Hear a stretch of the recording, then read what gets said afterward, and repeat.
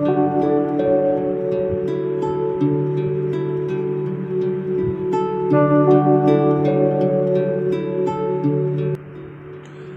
and welcome to Before Exams.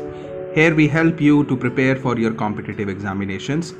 Subscribe to our channel so that whenever we post the content about your exam, you get the notification about it.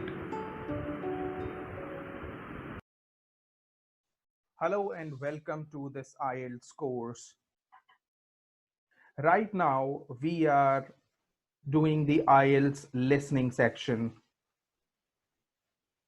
In this video lecture, we'll be discussing about the fill-ups kind of questions in the IELTS listening section.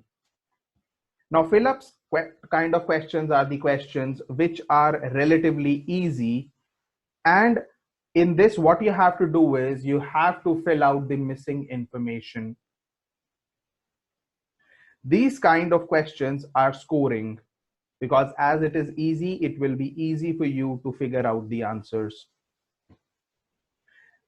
In this video lecture, we will first be discussing some points that you need to follow so that you can score maximum in your IELTS listening section or in these fill-up kind of questions. And then we'll be doing an example.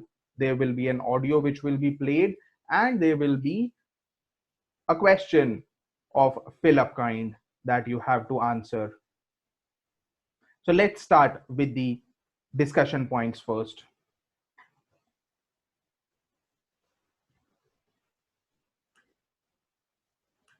So the first thing that you need to keep in mind is always read the questions in the time given by IELTS before the recording starts. Now, before the recording starts in an IELTS exam, they always give you time that is between 15 to 30 seconds. You can utilize this time to read the questions which will be asked. Now, this helps you to understand that what you have to answer, what will be there in the recording, and it will help you to figure out the answers for that questions. The second thing is always keep a look on the words before and after the gap. Keeping an eye on these words help you to figure out when the answer is spoken. What you have to do is there will be a fill-up. Always remember what is the word which is before the fill-up and the word which is after the fill-up.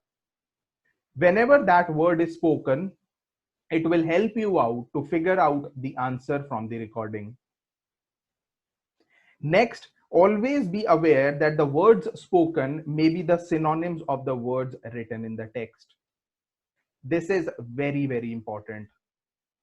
It is not mandatory that the word that you will listen will be the same as written in your answer sheet. They could be the synonyms that could be spoken in your IELTS listening audio. So always keep a track of that. Always write the exact words, phrase, or numbers as spoken in the audio. So whatever is spoken in the audio, that will be the exact answer that you have to write in your answer sheet. Never try to play with those words. Never write the synonyms of those words.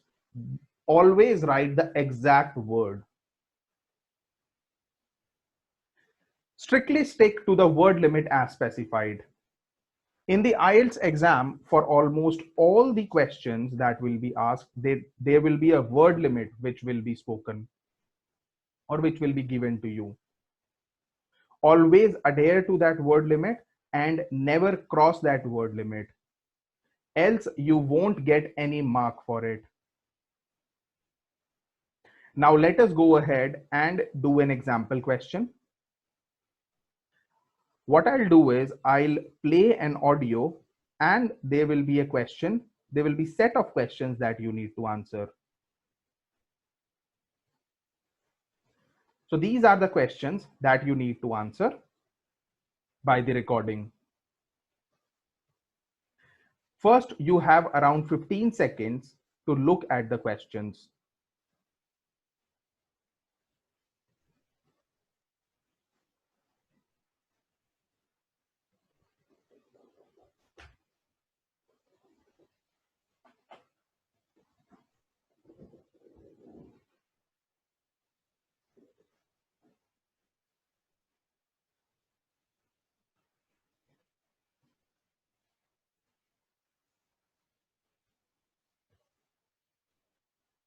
You will hear a telephone conversation between a customer and an agent at a company which ships large boxes overseas.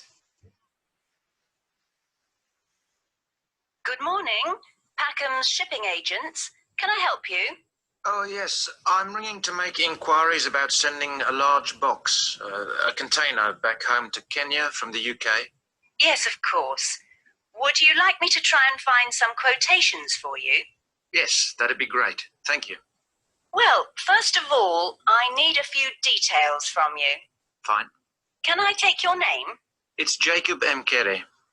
Can you spell your surname, please? Yes, it's Mkere. Is that M for mother? Yes. Thank you. And you say that you will be sending the box to Kenya? That's right. And where would you like the box picked up from? From college, if possible. Yes, of course. I'll take down the address now. It's Westall College. Is that Westall? Yes, college. Westall College. And where's that? It's Downlands Road in Bristol. Oh, yes, I know it. And the postcode? It's BS8 9PU. Right. And I need to know the size. Yes, I've measured it carefully and it's 1.5 meters long. Right. 0.75 meters wide. Okay. And it's 0.5 meters high or deep. Great. So I'll calculate the volume in a moment and get some quotes for that. But first, can you tell me, very generally, what will be in the box? Yes, there's mostly clothes. Okay. And there's some books. Okay, good. Anything else? Yes, there's also some toys. Okay, and what is the total value, do you think, of the contents? Well, the main costs are the clothes and the books. They'll be about £1,500. But then the toys are about another 200. So I'd put down £1,700.